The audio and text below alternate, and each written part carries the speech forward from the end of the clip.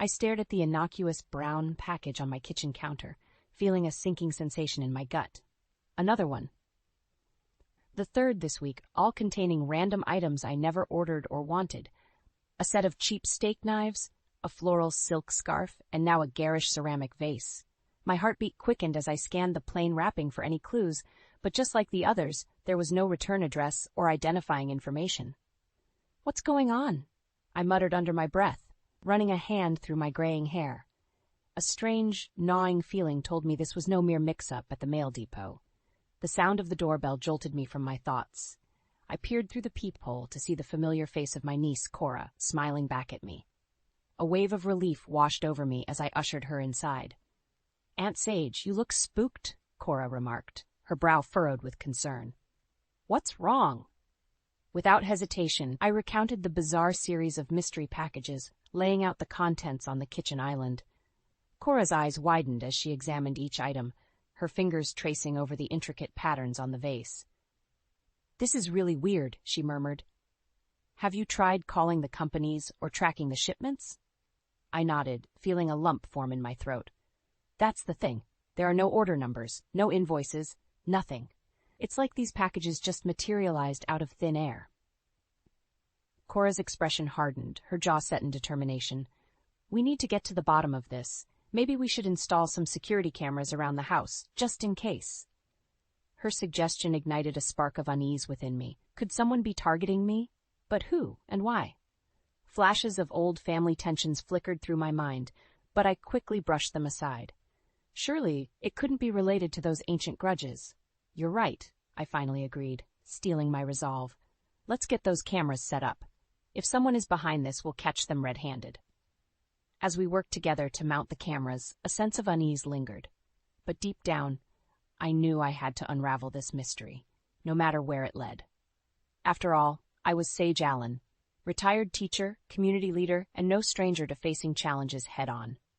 Whatever storm was brewing, I would weather it with the same resilience that had carried me through life's ups and downs. Over the next few days, Cora and I meticulously installed the security cameras, positioning them to cover every potential entry point around my modest home. The uneasy knot in my stomach refused to dissipate, and Cora's presence provided little comfort as we pored over the footage, searching for any suspicious activity. That's when we saw him, a figure lurking in the shadows, his face partially obscured by the darkness. But there was no mistaking that familiar gait, the slight hunch of his shoulders that I'd recognize anywhere. "Frederick," I breathed, my fingers tightening around the computer mouse as if it were a lifeline. Cora's eyes widened. "You mean your cousin? The one who's been in and out of trouble ever since we were kids?" I nodded grimly, memories of Frederick's past misdeeds flooding back. Petty theft, fraud, even a stint in jail. He'd always been a black sheep in our family, constantly seeking shortcuts and exploiting loopholes for his own gain. But why now? I wondered aloud. What could he possibly want from me after all these years? Cora's brow furrowed as she zoomed in on the grainy footage, studying Frederick's furtive movements. "Well, whatever it is, it can't be good. We need to be careful, Aunt Sage." A shiver ran down my spine at the stern tone in her voice. Cora had always been level-headed, but there was a newfound severity in her demeanor that unsettled me. Over the next few days, the packages kept arriving, each more bizarre and unsettling than the last. A set of expensive crystal wine glasses, a designer handbag still wrapped in plastic, even a sleek laptop that must have cost a small fortune. With each delivery, my unease grew, and I found myself jumping at every creak and shadow. It was during one of our nightly stakeouts that Cora made a startling discovery. "Look at this," she said, her fingers flying across the keyboard as she pulled up a news article from a neighboring town. There have been reports of similar incidents, people receiving random high-value packages they never ordered. My heart sank as I scanned the article, recognizing the all-too-familiar pattern. "You don't think?" Cora's expression was grim. "Frederick's name is all over this. It looks like he's been running some sort of twisted scam, sending people valuable goods, and then trying to extort money from them." Rage bubbled within me, hot and visceral. How dare he drag our family name through the mud once again with his selfish, criminal antics? But beneath the anger, a sliver of fear took root. If Frederick was truly behind this, what lengths would he go to in his pursuit of ill-gotten gains? "We need to stop him," I declared, my voice trembling with resolve. "Whatever it takes, we can't let him get away with this." Cora nodded, her eyes gleaming with determination. "Don't worry, Aunt Sage. We'll bring that scumbag down, even if we have to catch him in the act ourselves." As we began plotting our next move, a sense of grim purpose settled over us. Frederick had crossed a line, and he would soon learn that messing with Sage Allen was a grave mistake, one he wouldn't soon forget. In the days that followed, Cora's online digging unveiled a troubling pattern. Frederick's name cropped up time and again, linked to similar schemes across multiple states. Packages filled with random, high-value items would arrive at unsuspecting victims' doorsteps, only for Frederick to surface later, demanding payment under the guise of settling bogus debts. The sheer audacity of his con left me reeling. How could he stoop so low? I muttered, pinching the bridge of my nose as the evidence mounted on Cora's laptop screen. I knew he was troubled, but this is a whole new level of depravity. Cora's expression hardened, her jaw set in a tight line. Clearly, he's spiraling out of control. We need to put a stop to this before someone really gets hurt. Her words struck a chord deep within me, dredging up memories I'd long tried to bury. Frederick's descent into petty crime and shady dealings had been a source of constant tension within our family, driving an irreparable wedge between his parents and the rest of us.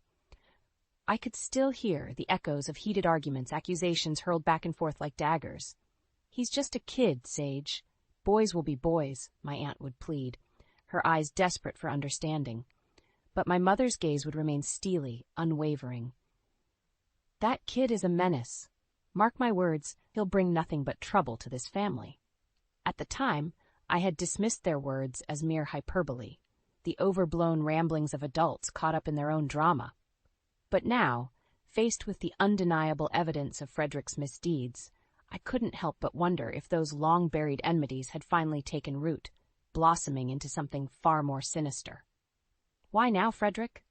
I found myself whispering, my fingers tracing the faded pages of an old family photo album. "What do you want from me after all these years?" Beside me, Cora's fingers flew across the keyboard, her brow furrowed in concentration. "I think I might have found our answer," she murmured, her voice laced with a mixture of disgust and triumph. On the screen, a news article flashed, a mugshot of Frederick, his expression defiant even as the headline blared details of his latest arrest. Fraud, embezzlement, racketeering. The charges were staggering, painting a portrait of a man drowning in a sea of debt and desperation. "He's broke," Cora surmised, her eyes meeting mine with grim understanding. "And you know what they say about people with nothing left to lose." A chill ran down my spine as the pieces fell into place. Frederick's sudden resurgence in our lives, the escalating packages, the brazen attempts at extortion, it all led back to one inescapable conclusion. He was targeting me, his own flesh and blood, in a last-ditch effort to claw his way out of the pit he'd dug for himself. As the realization washed over me, a wave of steely resolve rose within my chest. This was no longer just about packages or petty scams. This was a battle for the soul of our family, a reckoning long overdue. And Frederick was about to learn that karma had finally come calling, with a vengeance. The packages kept coming, each one more extravagant and valuable than the last. A gorgeous diamond tennis bracelet, a top-of-the-line laptop, even a sleek virtual reality gaming system, still sealed in its box. With every delivery, my sense of unease grew, morphing into a simmering rage that threatened to boil over. It was during one of our nightly vigils, poring over the security footage, that Cora's phone trilled with an incoming call. She shot me an apologetic glance before answering, her expression quickly shifting to one of concern. "Theo, what's going on?" she asked, her brow furrowing as the voice on the other end crackled through the speaker. Theo was an old family friend, a veteran cop who had always looked out for us. If he was calling at this hour, it couldn't be good news. Slow down," Cora urged, waving me over to listen in. "You're saying you found something on Frederick?" My heart lurched at the sound of his name, and I leaned in closer, straining to catch Theo's words through the tinny speaker. "Deep in debt, over his head with some real nasty characters," Theo's gruff voice echoed. "Looks like he might be trying to pull off some kind of scam, targeting someone close to him for a big score. Cora's eyes met mine, a silent understanding passing between us. Of course, it all made sense now. Frederick's desperate financial situation, his sudden reappearance in our lives, the escalating packages. It was all part of an elaborate scheme to bilk me out of every penny I had. That low-life son of a... I muttered, my fists clenching involuntarily. The sheer audacity of his plan, the betrayal of targeting his own family, ignited a fury within me unlike anything I'd ever felt before. Cora placed a gentle hand on my arm, her touch grounding me in the moment. "Thanks for the heads up, Theo," she said into the phone, her voice steely with determination. "We'll handle it from here." As she ended the call, a weighted silence hung between us, thick with unspoken tension. Finally, Cora broke the stillness, her words slicing through the air like a knife. "We have to stop him, Aunt Sage, no matter what it takes." I nodded, my jaw set in a grim line. "Absolutely. That snake has gone too far this time." A plan began to take shape in my mind, a daring gambit that would force Frederick to show his true colors once and for all. But to pull it off, we'd need help. Someone with insider knowledge, someone Frederick would never suspect. "Call your cousin Blake," I instructed Cora, my voice leaving no room for argument. It's time we brought the rest of the family into this. As Cora dialed the number, I felt a surge of grim satisfaction coursing through my veins. Frederick had made a grave mistake in underestimating me, in thinking he could slither his way back into our lives and bleed us dry without consequence. This time, there would be no more second chances, no more empty promises of reform. This time, justice would be served, and Frederick would finally answer for his litany of sins against our family. The annual Allen family reunion was always a boisterous affair, a chance for distant relatives to gather and catch up over heaping plates of Mom's famous potato salad. But this year the cheerful banter and laughter felt forced, a thin veil barely concealing the undercurrent of tension that crackled through the air. As I scanned the crowded backyard, my gaze landed on Frederick, holding court in the corner with a small cluster of cousins. His booming laugh grated against my nerves, and I felt my hands ball into fists at my sides. This couldn't go on any longer. Exchanging a meaningful glance with Cora, I steeled my resolve and began weaving through the throngs of people, making a beeline for Frederick's little coterie. As I drew closer, his eyes met mine, and for a fleeting moment, I saw a flicker of unease cross his features before his trademark smirk snapped back into place. Well, if it isn't my dear cousin Sage," he drawled, raising his beer in a mock toast. "To what do we owe the pleasure?" I felt the eyes of the others upon me, their gazes curious, expectant. This was it, the moment of truth. "Cut the crap, Frederick," I spat, my voice low and dangerous. "We know what you've been up to with those packages." A hush fell over the group as Frederick's smirk faltered, his bravado slipping for the briefest of moments. But just as quickly, he regained his composure, letting out a dismissive chuckle. "Packages? What are you on about, Sage? You're starting to sound a bit paranoid in your old age." The jeers and snickers from his little entourage only fueled my anger, and I felt my pulse quicken as I stepped closer, invading his personal space. "Don't play dumb with me," I snarled, jabbing a finger into his chest. "We have evidence, video footage of you sneaking around my property, the paper trail linking you to similar scams across the country. It's all there, clear as day." Frederick's eyes widened, and for a moment I thought I saw a glimmer of panic flit across his features. But just as quickly, he schooled his expression into one of feigned indignation. "These are serious accusations, Sage," he scoffed, puffing out his chest in a show of bravado. "You'd better have some solid proof before slandering my good name like this." A tense silence hung in the air, thick and suffocating. This was the moment, the chance to back down, to defuse the situation and walk away. But as I met Frederick's defiant glare, something inside me snapped. "You're right," I growled, my voice dripping with venom. "I do have proof, and I'm going to make sure the whole family sees it." With that, I whirled around and stormed away, leaving a stunned Frederick in my wake. As I marched back towards the house, Cora fell into step beside me, her expression a mix of concern and admiration. "That was intense," she murmured, her eyes wide. "Are you sure you want to do this, Aunt Sage? There's no going back after this." I didn't hesitate, my mind made up. Absolutely. It's time for Frederick to face the consequences of his actions once and for all. As we made our way inside, I could feel the weight of 1,000 eyes boring into my back. But I didn't care. This was about more than just packages or petty scams.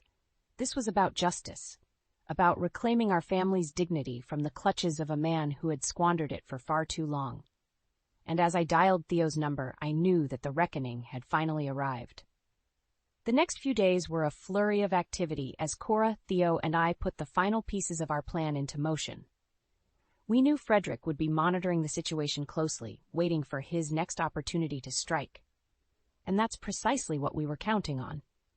"Are you sure you want to go through with this, Sage?" Theo asked, his brow furrowed with concern as he triple-checked the hidden cameras we'd planted around my property. "This guy seems like bad news. I don't want you getting caught in the crossfire." I met his gaze, my jaw set in determination. "I'm sure, Theo. It's time we put an end to Frederick's games once and for all." Cora stepped forward, her expression mirroring my own resolute demeanor. "We've got your back, Aunt Sage. This scumbag isn't going to know what hit him." With a sharp nod, Theo signaled that everything was in place. "All right then, let's get this show on the road." The bait was simple, another high-value package, this time containing a sleek, top-of-the-line drone with all the bells and whistles. We knew Frederick wouldn't be able to resist such a tempting prize, and sure enough, within hours of the delivery, the security feeds crackled to life. There he was, skulking around the periphery of my property, his eyes darting back and forth like a cornered animal. My heart pounded in my chest as I watched him inch closer, his movements furtive and calculated. "He's going for it," Cora whispered, her fingers tightening around the edge of the laptop screen. We held our breath as Frederick crept up to the front porch, snatching the package with a greedy swiftness before retreating back into the shadows. But this time, he wasn't getting away so easily. "That's our cue," Theo growled, his hand already reaching for his radio. "Let's move in." In a blur of motion, we sprang into action, Theo's team of officers converging on my property from all sides. Frederick's eyes went wide as the net closed in around him, and for a moment I almost felt a twinge of pity at the sheer terror etched across his features. Almost. "Frederick Allen, you're under arrest for fraud, extortion, and a whole host of other charges," Theo barked, his tone leaving no room for negotiation as he slapped the cuffs around Frederick's wrists. "You have the right to remain silent." But Frederick wasn't going down without a fight. As the officers hauled him towards the waiting squad car, he craned his neck in my direction, his eyes burning with a poisonous mixture of rage and desperation. "You think this is over, Sage?" he spat, his words laced with venom. "You have no idea what you've just stepped into. This is just the beginning." A shiver ran down my spine at the implicit threat in his voice, but I refused to show any outward sign of fear. Not now, not after everything we'd been through to get to this point. "Save it for the judge, Frederick," I countered, my voice steady and unwavering. "Your reign of terror is over." As the squad car peeled away, leaving a cloud of dust in its wake, I felt a strange sense of relief wash over me. The weight of Frederick's looming presence, the constant anxiety and uncertainty, had finally been lifted from my shoulders. But even as I basked in the momentary triumph, a nagging voice in the back of my mind reminded me that this was far from over. Frederick's parting words echoed like a sinister promise, a harbinger of storms yet to come. Cora must have sensed my unease because she stepped forward, wrapping her arms around me in a fierce embrace. "Don't worry, Aunt Sage," she murmured, her voice thick with conviction. "We've got this. Whatever comes next, we'll face it together." And in that moment, surrounded by the unwavering support of my family, I knew that no matter what challenges lay ahead, we would emerge victorious. Because when it came to defending our loved ones, there was no force on earth that could stand in our way. The atmosphere at the Allen family reunion was electric, charged with a palpable tension that crackled through the air like static electricity. As I scanned the crowd gathered in my backyard, I could see the whispers, the furtive glances in my direction. Everyone was buzzing about the events of the past week. Frederick's dramatic arrest the topic on everyone's lips. Part of me felt a twinge of guilt at the prospect of airing our dirty laundry in such a public forum. But the other, larger part of me knew that this was a reckoning long overdue, a chance to finally expose Frederick's misdeeds and hold him accountable for the pain and chaos he'd sown within our family. Cora must have sensed my inner turmoil because she leaned in close, her voice low and reassuring. "You ready for this, Aunt Sage?" I took a deep breath, steeling my resolve, and gave her a curt nod. "More than ready. It's time we put an end to this once and for all." With that, I stepped forward, my movements commanding the attention of the assembled crowd. A hush fell over the gathering as all eyes turned towards me, a heady mixture of curiosity and apprehension hanging thick in the air. "Family," I began, my voice ringing out clear and strong. "I know you're all wondering why I've called this little impromptu get-together today. The truth is, there's something that needs to be addressed, a cancer that has been festering within our ranks for far too long." A ripple of murmurs swept through the crowd, but I pressed on, undeterred. For years we've turned a blind eye to the actions of one person, a man who has shown time and again that he has no regard for the sanctity of our family or for the values we hold dear. I paused, letting the weight of my words sink in. I'm talking, of course, about Frederick. At the mention of his name, a palpable shift occurred, as if a collective gasp had been sucked from the lungs of every person present. Frederick's supporters shifted uncomfortably, their gazes darting back and forth while others leaned forward, rapt with attention. "Some of you may have heard whispers about his recent activities," I continued, my voice hardening. "The packages, the scams, the outright extortion attempts. Well, I'm here to tell you that it's all true, and we have the evidence to prove it." With a sharp nod to Cora, she queued up the video footage we'd compiled, the large screen behind me flickering to life with grainy images of Frederick skulking around my property, his movements furtive and guilt-ridden. Gasps and murmurs rippled through the crowd as the damning footage played out, each frame more incriminating than the last. And then, the pièce de résistance, the video of Frederick's arrest, his snarling face contorted with rage as the cuffs clicked around his wrists. As the footage concluded, a heavy silence hung in the air, thick and oppressive. All eyes were on me, 1,000 unspoken questions burning in their gazes. Finally, a voice broke through the stillness, trembling with barely contained emotion. "Is it true?" Frederick's mother croaked, her eyes glistening with unshed tears. Did you really do all those terrible things, son?" For a long moment, Frederick said nothing, his gaze fixed on the ground, his shoulders slumped in defeat. But then, almost imperceptibly, he nodded, a barely perceptible dip of his chin that spoke volumes. I didn't have a choice," he muttered, his voice tinged with a mixture of defiance and shame. "I was drowning, backed into a corner. Sage was the only one who could help me out of this mess." A chorus of gasps and outraged cries erupted from the crowd, but I remained stoic, letting the damning truth of his words hang in the air like a noxious cloud. As Frederick was led away, his footsteps echoing hollowly across the yard, I felt a profound sense of relief wash over me. The cancer had been excised, the festering wound finally lanced and drained. But even as I basked in the momentary triumph, I knew that our work was far from over. This was just the first step in a long journey, a journey to heal the rifts that had been torn open within our family, to rebuild the bonds of trust and kinship that Frederick had so callously shattered. And as I looked out over the sea of faces, their expressions a kaleidoscope of emotions ranging from shock to anger to grim determination, I knew that we would emerge from this trial stronger than ever before. Because at the end of the day, we were Allens. And no matter what storms raged around us, our family would weather them together, united and unbreakable. The weeks following Frederick's arrest were a whirlwind of activity. With his confession and the damning evidence we'd gathered, the case against him was airtight. He was slapped with a laundry list of charges: fraud, extortion, racketeering, you name it. As the full extent of his crimes came to light, the family was left reeling, struggling to come to terms with the depths of his betrayal.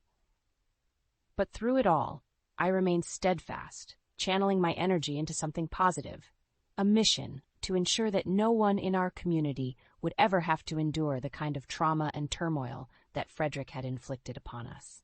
It started small, with a few neighborhood watch meetings and workshops, on recognizing the signs of elder abuse and financial exploitation. But as word spread of our efforts, the momentum grew, drawing in more and more volunteers eager to lend their voices and their time to the cause. You know, when all this went down, I was really worried about how it would impact the community, Theo admitted one evening as we strategized over cups of lukewarm coffee. But look at what you've managed to build here, Sage. It's incredible. I shook my head, a wry smile tugging at the corners of my lips. I'm just doing what needs to be done, my friend. After everything we went through with Frederick, I couldn't sit idly by and let others fall victim to the same kind of predatory behavior.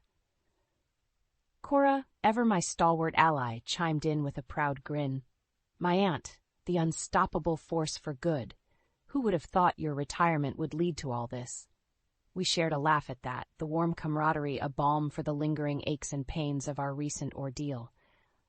But even in those light-hearted moments, I never lost sight of the larger mission at hand. The real work began in earnest a few months later, when our grassroots efforts caught the attention of the local authorities. Before I knew it, I found myself sitting across the table from the district attorney herself, outlining our plans for a comprehensive community outreach and education program. What you've accomplished so far is admirable, Miss Allen, the DA said, her eyes shining with a mixture of respect and determination. But we can take this even further. With the right resources and support, we can implement preventative measures on a much larger scale, protecting vulnerable populations across the entire county. And just like that, our humble neighborhood watch evolved into something far grander, a full-fledged initiative with backing from law enforcement and local government agencies. Suddenly we had access to funding, publicity campaigns, and a platform to reach thousands upon thousands of residents. The days blurred together in a flurry of town hall meetings, educational seminars, and one-on-one consultations. I found myself crisscrossing the county, sharing our story and imparting the hard-won lessons we'd learned from our confrontation with Frederick's depravity. And through it all, I could feel the tides shifting, a groundswell of awareness and empowerment rippling through our communities. Elderly residents, who had once been easy targets for scammers and con artists, were now armed with the knowledge and resources to protect themselves. Families were having open and honest conversations about financial security and safeguarding their assets. It was during one of our packed community forums that the true impact of our efforts really hit home. As I scanned the sea of faces before me, I saw a tapestry of humanity. Young and old, from every walk of life, united in a common cause, and in that moment, I knew that we had achieved something truly special. This was no longer just about bringing Frederick to justice or settling old scores. This was about creating a lasting legacy, a bulwark against the kind of predatory behavior that had nearly torn our family apart. And as the thunderous applause washed over me, I felt a profound sense of pride and purpose swell within my chest, because in the end, that's what truly mattered. Not the trials and tribulations we'd endured, but the way we had risen above them, emerging stronger, wiser, and more resilient than ever before. We were no longer victims, but warriors, armed with the knowledge and the determination to protect what mattered most, our loved ones, our community, our very way of life. And as I looked out over that crowd, I knew that our work was far from over. But with each life touched, each person empowered, we were building something truly special. A legacy that would endure long after the sting of Frederick's betrayal had faded from memory. A legacy of strength, resilience, and an unwavering commitment to justice and community. A legacy worthy of the Allen name.